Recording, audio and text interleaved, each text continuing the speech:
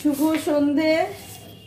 নমস্কার জানিয়ে আজকে আবার একটা নতুন দিন শুরু করলাম। নতুন দিনে তোমাদের সামনে আবার একটা সুন্দর নতুন ব্লগ নিয়ে চলে আসলাম। আমার ঘরে বাইরে লাইফস্টাইলে তোমাদের সবাইকে স্বাগত জানাচ্ছি। তোমরা এসো, দেখো আমি কি কি করছি। আশা করছি তোমরা নিশ্চয়ই ভীষণ ভালো আছো, আর আমিও ভীষণ ভালো আছি। আজকে বৃহস্পতিবারের ব্লগ তোমরা পাবে শুক্রবারে, কিন্তু সকাল থেকে আমি আজকে কিছুই শেয়ার করতে পারিনি তোমাদের সঙ্গে।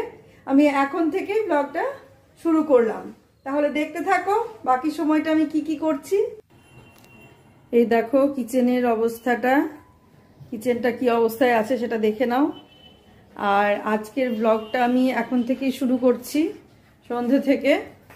কিচেনটা এখন পরিষ্কার করব, গ্যাসটা পরিষ্কার করব, এগুলো সমস্ত কিছু পরিষ্কার করব। আজকে সকাল থেকে তোমাদের সঙ্গে কিচ্ছু শেয়ার করিনি, যা করব এখন আমি এই সন্ধে থেকেই করছি। দেখতে পাচ্ছ, এই দেখো এখানে কিছু বাসন আছে, এগুলোর ব্যবস্থা করব, এগুলো গোছাবো, সমস্ত কিছু এখন ঠিকঠাক করব। তোমরা দেখতে থাকো। আজ সকাল থেকে কিছু শেয়ার করিনি, তাই এখন থেকেই শেয়ার করছি। পরপর দেখতে থাকো। আমি প্রথমে আগে বাসনগুলো গোছাবো, যেটা প্রথম কাজ। আগে বাসনগুলো সমস্ত গুছিয়ে নিয়ে জায়গাটা ফাঁকা করে নেবো। চারিদিকে বাসন ছড়ানো ছিটানো, এই দেখো এখানে ছিটানো, এখানে কিছু ছেটানো আছে, এই ঝুড়িতে ভর্তি। আবার এই দেখো এইখানে বাসন ছেটানো, চারিদিকে বাসন এরকমভাবে উলটপালট হয়ে আছে। তা এই জায়গাটাও তাই, এখানেও আছে, আর সিঙ্কের মধ্যেও কিছু আছে। সব চারিদিকে বাসন ছেটানো। প্রথমে আমি আগে বাসনগুলোই গুছিয়ে নিই, নাহলে জায়গা পাবো না। তারপরে আমি গ্যাস পরিষ্কার করব, তারপরে সমস্ত খাবার টাবার বের করা, এগুলো সব পরপর করতে থাকবো। তাহলে দেখতে থাকো। শুরু করে দিলাম যুদ্ধ, যেটা চলে আর কি বেশ কিছুদিন ধরে। কাজ মানে কোনো কাজ যদি ধরো করছো, অল্প অল্প করছো, অল্প অল্প ফেলে রাখছি, অল্প অল্প করছি, ঠিক আছে, অল্প অল্প ফেলে রাখছি, যেটুকুতে হয়ে যাচ্ছে সেটুকু করে নিচ্ছি, বাকিটা ফেলে রেখে দিচ্ছি। এরকম যদি হয় তাহলে এটা মানে জমতে জমতে জমতে জমতে এমন জায়গায় গিয়ে পৌঁছোই, তখন মনে হয় যে কোথা থেকে শুরু করব। শুরুটাই আমরা আর করতে পারি না, তো সেটা একটু সমস্যা হয়ে যায়। আজকে আমি সেটাই হয়েছে আমার। এই কদিন ধরে বাসনগুলো আমি ঠিকঠাক গোছানো হয়নি, মোটামুটি যেটুকু লাগবে সেটুকু গুছিয়ে নিয়েছি। তারপর টগরি এসে সেই বাসন দিয়ে রান্না করেছে, আবার বাকি বাসন কিছু তুলে রেখে মাসি আবার বাসন টাসন মেজে ঝুড়ি ভর্তি করে রেখে চলে গেছে। এই করতে করতে 2-3 দিন ধরে বাসন জমতে জমতে এই জায়গাটার এই হাল হয়েছে। তোমরা যে হালটা দেখলে সেই হালটা হয়ে আছে। তা সেই কারণে আজকে ভেবে নিয়েছি, আমি আগের দিনই ভেবেছিলাম যে এগুলো করব, কিন্তু আগের দিন আর করতে পারিনি। তা সেই কারণে আমি ভেবে নিয়েছি আজকে যে আমি আজ যেভাবেই হোক আজ কমপ্লিট করব। কিন্তু সকাল থেকে অন্য কাজ ছিল, বাইরে যে গেটের সামনেটা ছিল সেটা শেয়ার করিনি তোমাদের সঙ্গে। ওই গেটের সামনেটা যাচ্ছে তাই অবস্থা খারাপ হয়েছিল, মেন দরজায় ঢোকার জায়গাটা, সেই জায়গাটা মানে গোছানো হলো, ঠিকঠাক করা হলো। সেদিকটা করতে গিয়ে এদিকটা আর হয়নি। একটা দিক করতে গেলে আর একটা দিক হওয়া খুব মুশকিল হয়ে যায়, তা সেই কারণে সেটা হয়নি। ওই আর এইটা সেই জন্য আমি দেখলাম যে করতেই হবে বলে রাত্রে করলাম। আর যেটা ব্যাপার মানে ফ্ল্যাটে থাকতে গেলে, যতই বলো নিজের বাড়ি আর যাই হোক, ফ্ল্যাটে থাকতে গেলে ফ্ল্যাটের এই ভেতরটুকুই তোমার, ফ্ল্যাটের বাইরেটুকু তুমি তোমার মতো করে যে একদম নিজের মতো করে রাখবে সেটা পারবে না। একটু দূরে একটা কোনো জিনিস রাখো, যদি এটা অন্য কারোর সামান্যতম অসুবিধে হয়, গেটের বাইরে বলছি, যে গেটের বাইরে যে প্যাসেজটা থাকে, সামান্যতম একটু অসুবিধে হয়, তাহলে কেউ মানে বলতে ছাড়বে না, কিছু না কিছু শুনিয়েই দেবে। জানি না অন্যান্যদের ফ্ল্যাটে কীরকম হয়। তা আমার যেটা ব্যাপার, এটা অনেক দিন ধরে এখানে ফ্ল্যাটে যেহেতু আর কোনো ইয়েতে লোক নেই, আর কোনো ফ্ল্যাটে লোক নেই, আমাদের ফ্লোরে লোক নেই, মানে বিক্রিও হয়নি ফ্ল্যাট। যেগুলো বিক্রি হয়েছে তার মধ্যে একটা ফ্ল্যাট বিক্রি হয়ে গেছে আমাদের পাশে, সেটাতে কোনো দিন লোক আসবে কিনা তারও ঠিক নেই, আদৌ তারা আবার ফ্ল্যাটটা বিক্রি করে দেবে কিনা তারও ঠিক নেই। আর তার পাশে একজনই থাকে, একটা মেয়ে, ও পড়াশোনা করে, ওই থাকে, ওদেরই ফ্ল্যাট, ওই থাকে। এই আমাদেরটা নিয়ে এই আরও তিনটে ফ্ল্যাট আছে, একটা ফ্লোরে মোট 6টা ফ্ল্যাট, তার মধ্যে 3টে ফ্ল্যাট বিক্রি হয়েছে, আর বাকি 3টে বিক্রিও হয়নি, লোক আসা তো দূরের কথা। তা সেই কারণে আমাদের ডাস্টবিনগুলো আমরা সামনের দিকে রাখতাম, যে একটুখানি ঘরের বাইরে রাখলে কি হয়, ঘরের ভেতরে তো আরশোলা হয়ে যায়, নোংরা হয়ে যায়, এটা একটা হয়। আর একটা ব্যাপার হয়, যেটা যখন নোংরা নিতে আসে তখন সেই নোংরাগুলো দেওয়ার জন্য বেল বাজালে হয়তো এমন সময়ে আসে, বেল বাজিয়ে চলে যায়, আমরা বেল শুনতে পাই না, তখন কি হয়, তখন নোংরাটা দেওয়া হয় না, জমে যায়। এবার ফ্ল্যাটের মধ্যে যদি নোংরা জমে যায় তাহলে কি পরিমাণ খারাপ পরিস্থিতি হয়। সেই কারণে ওটা মানে একদম আমাদের ঘরের দরজার সামনে না রেখে, ঘরের দরজার সামনে যেহেতু জায়গাও ছিল না, মানে কিছু জিনিস, একটা কুলার আছে, সেই কুলারটা একটু নষ্ট আছে, সেটাকে ঠিক করে নিয়ে তারপরে কুলারটা ঠিক করে নিয়ে তারপরে মানে করতে হবে, বিক্রি করুক বা যাই হোক সেটা করতে হবে, কারণ কুলার আর ব্যবহার করার মতো কোনো পরিস্থিতিও নেই, আর আমাদের জায়গা নেই ব্যবহার করার মতন। কিছুই খারাপ হয়নি, রিমোটে চলছে না, এই হলো ব্যাপার, তাছাড়া কিছুই খারাপ হয়নি ওটার। তো এইরকম হয়ে পড়ে আছে। কিছু ফাইলপত্র ছিল, সেই ফাইলপত্রগুলোকে না সরালে জায়গাটা, ওখানে কিছু করা যাচ্ছে না। তা আমাদের প্ল্যানিং অনেক দিন ধরে হয়ে আছে, কারণ আমরা জানি যে ওখানে আরও 3টে ফ্ল্যাট আছে, কাজে অন্য গেটের সামনে আমি রাখতে পারবো না, একটু দূরে হোক আমি রাখতে পারবো না, আমার ডাস্টবিন আমার সামনেই রাখতে হবে। এটা সেই কারণে আমাদের ঠিক হয়ে আছে যে রিটায়ার করবে, রিটায়ার করার পর ওই সমস্ত ফাইলগুলো সব চলে যাবে, বাড়ি থেকে স্কুলে চলে যাবে, বা যা হোক একটা কিছু ব্যবস্থা করা হবে, তারপরে ওই জায়গাটা ফাঁকা হবে, তখন ওখানে সুর্যাক, তারপরে ডোর ফেসিয়া যেগুলো করে সেইটা, তা এই সমস্ত ঠিকঠাক করে আমরা আবার ওই জিনিসগুলোকে আমাদের ডাস্টবিনটা আমাদের এদিকে নিয়ে এসে রাখবো, কিন্তু বাইরেই রাখতে হবে, ঘরে রাখার মতো কোনো পরিস্থিতি নেই। ঘরে একটা ছোট থাকে যেটাতে সবসময়কার খাবারগুলো রাখা হয়, কিন্তু সারা রাত ধরে যদি ওগুলো ওখানে রাখা হয় তাহলে প্রচুর আরশোলা হয়, এটা একটা ব্যাপার।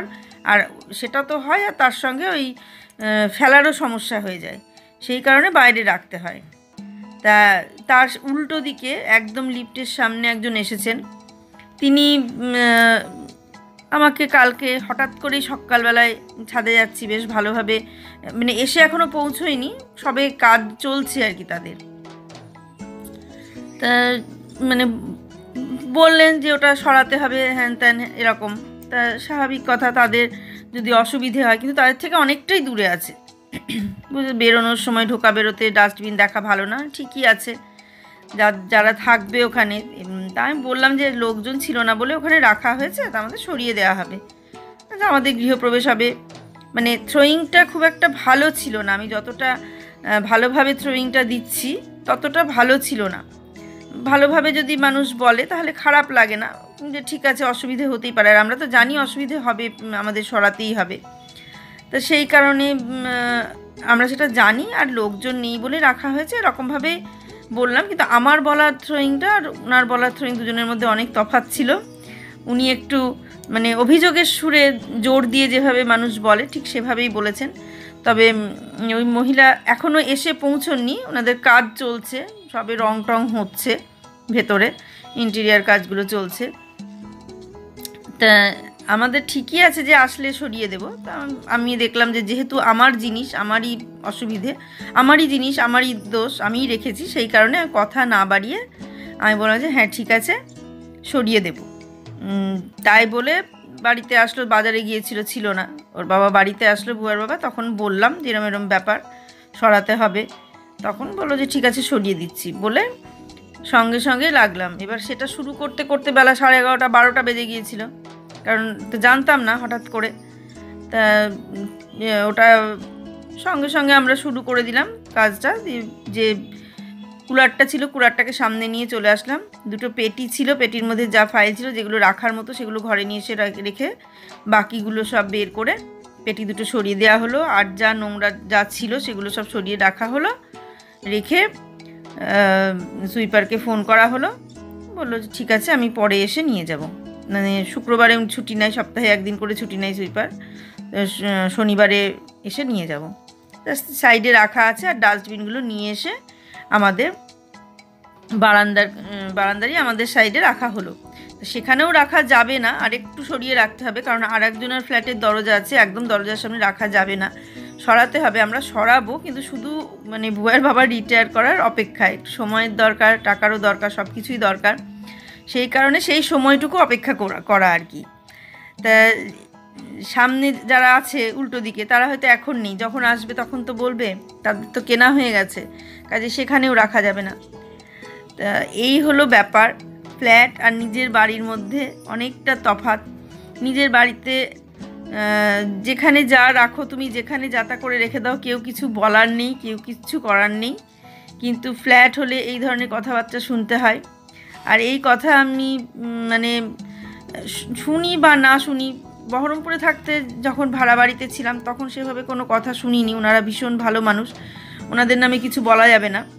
কিন্তু যখন আমি কৃষ্ণনগরে এসে থেকেছি তখন আমাকে ভীষণভাবে এই ধরনের কথা শুনতে হয়েছে। ঝগড়া ঝামেলা তারা করতো না, সবসময় পরিষ্কার করে রাখতে হবে, এ কোথায় পরিষ্কার করে রাখা হচ্ছে, ঝাড় দেওয়া হচ্ছে, পরিষ্কার করা হচ্ছে, উঠোন লোক দিয়ে করানো হচ্ছে, তারপর বাড়ির পেছন আমরা লেবার দিয়ে পরিষ্কার করিয়ে নিচ্ছি, তবুও প্রতি মুহূর্তে তারা আমাদের বলে গেছে পেছন পরিষ্কার হচ্ছে না, এ হচ্ছে না, সে হচ্ছে না, এরকম বিভিন্ন ধরনের কথা তারা শুনিয়েছে। তো এরকম কথা শুনতে শুনতে আমি অভ্যস্ত হয়ে গিয়েছি। আর এটা একটা ব্যাপার, চুপ করে থাকলে তাদেরকে মনে হয় বেশি কথা শোনায় মানুষ। যদি প্রতি উত্তর দিয়ে দিতাম তাহলে হয়তো কোনো কথা শোনাতো না। এরকম বহু বহু সম্পর্ক আছে যে ক্ষেত্রে যারা চুপ করে থাকে দেখবে তাদেরই কষ্ট বেশি জীবনে, আর যারা উত্তর দেয় তারা জীবনে ঠিক দাঁড়িয়ে যায়। যারা শুধু নিজের কথা ভাবে তারাই জীবনে দাঁড়ায়, যারা একটু অন্যের কথা ভাবতে যায় তারা জীবনে দাঁড়াতে পারে না। দাঁড়াতে তো পারে না দূরের কথা, কারোর কাছে ভালোও হতে পারে না, সবার কাছে তারাই খারাপ হয়ে যায়। তা আমাদের ব্যাপারটা সেটাই হয়েছে। সবসময় যে চুপ করে থাকাটাও ঠিক না।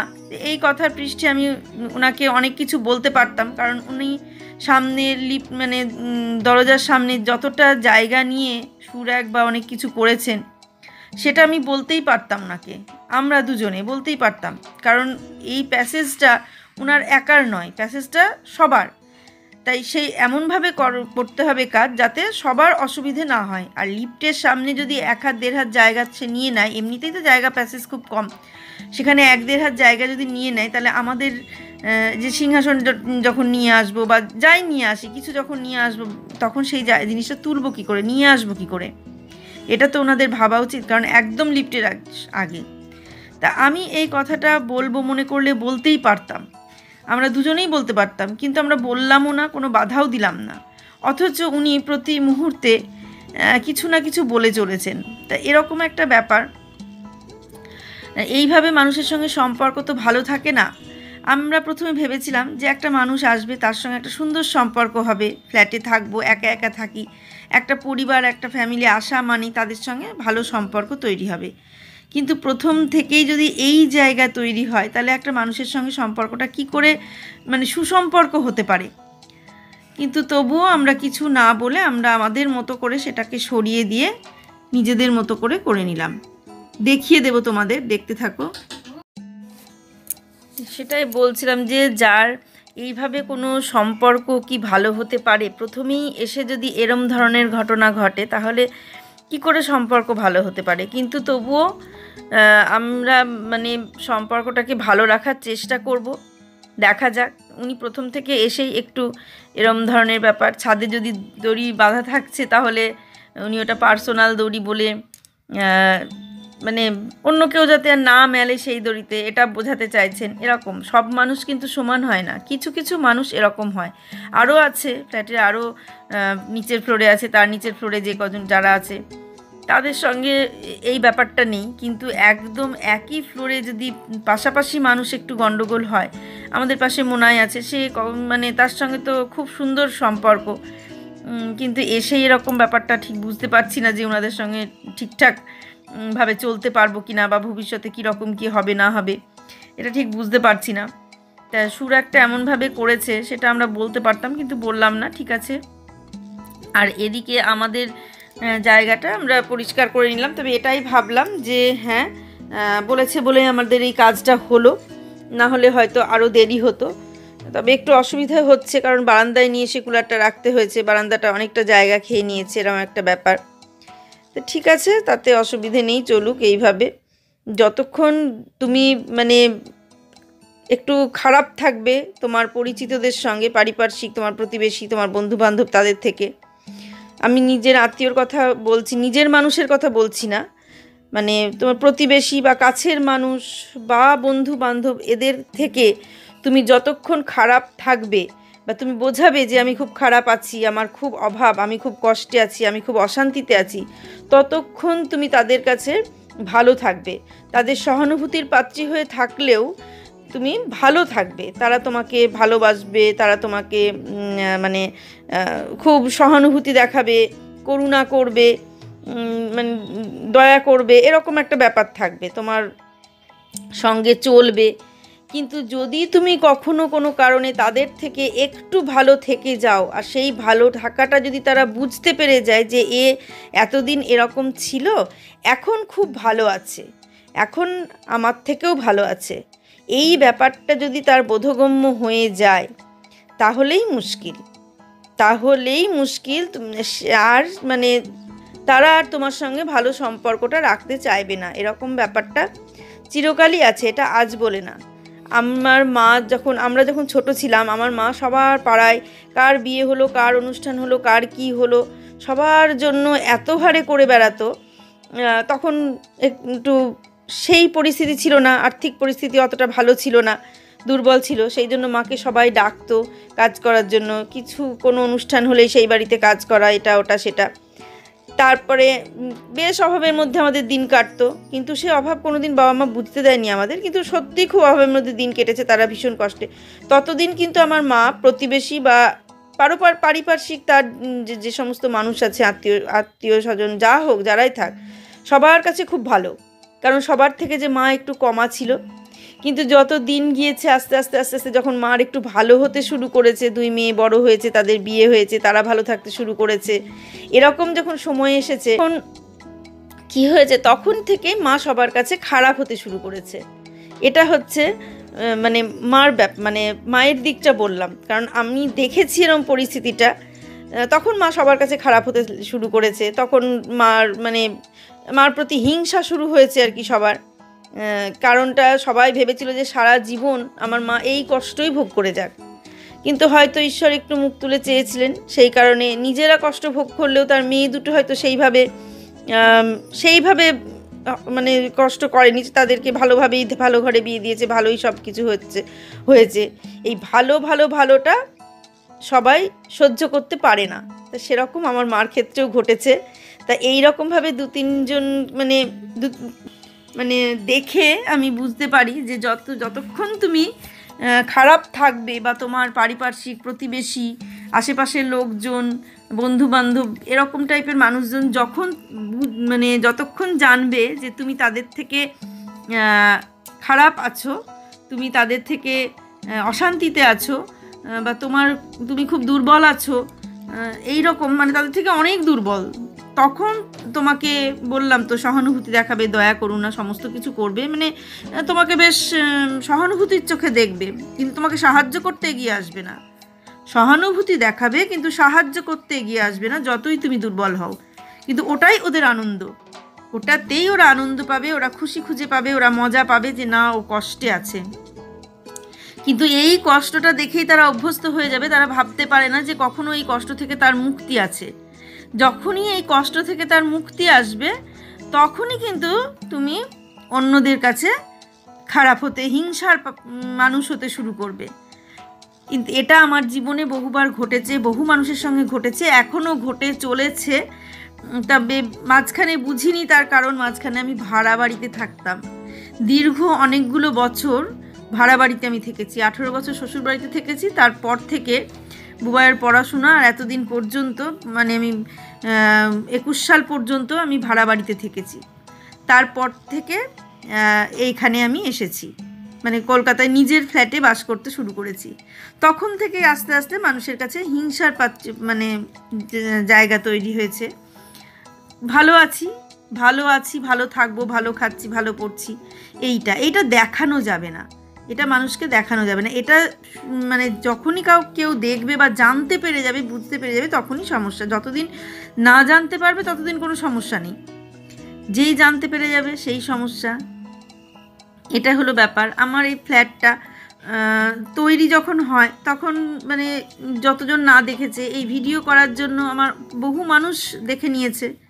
হয়তো তারা ভাবছে যে এতদিন ভাড়া বাড়িতে ছিল, ভালো ছিল, এখন এই হয়েছে, তাই তাই মানে বেশি বেশি মানে এই যে ভালো বাড়িতে, নিজের বাড়িতে থাকাটা, এইটা হয়তো অনেকে সহ্য করতে পারছে না, এরকম ব্যাপার।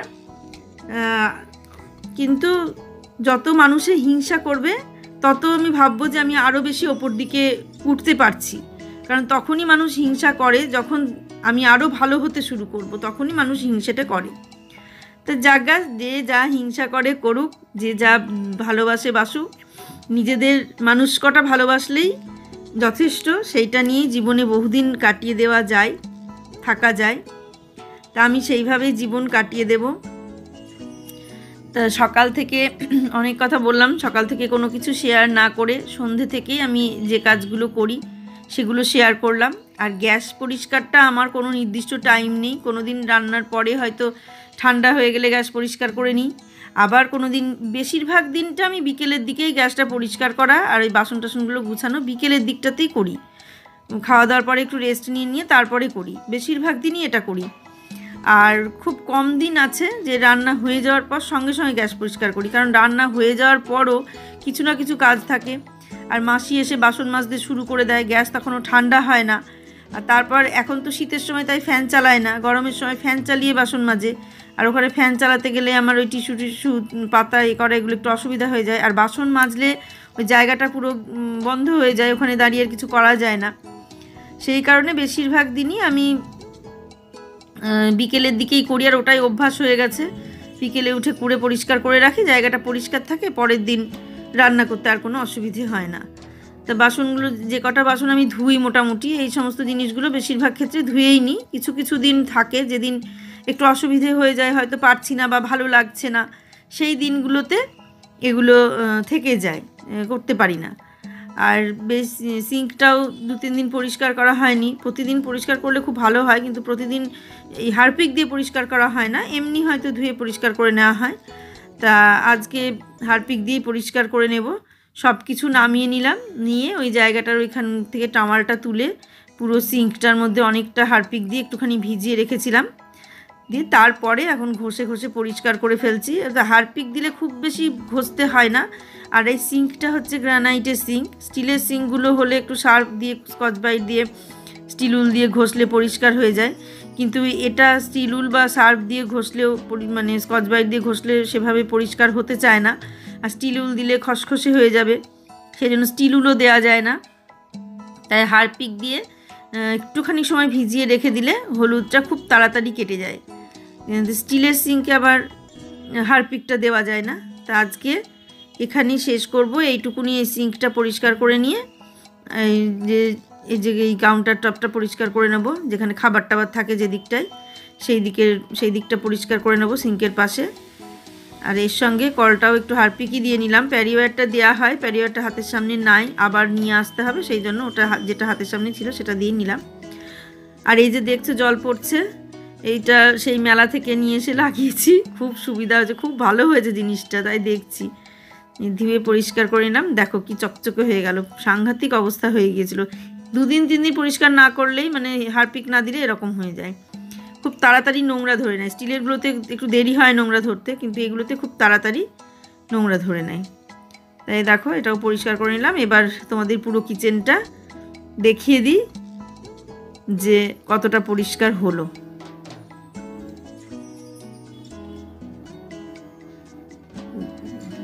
আজকে এটাই কথা ছিল যে যত মানুষের সঙ্গে ভালো ব্যবহার করো, মানুষ ততই তোমার সঙ্গে খারাপ ব্যবহার করবে। উল্টে খারাপ করতে শুরু করো, তুমি খারাপ ব্যবহার করতে শুরু করো, দেখো তখন তারা আবার সব ভালো ব্যবহার শুরু করবে। এটাই বোধহয় নিয়ম।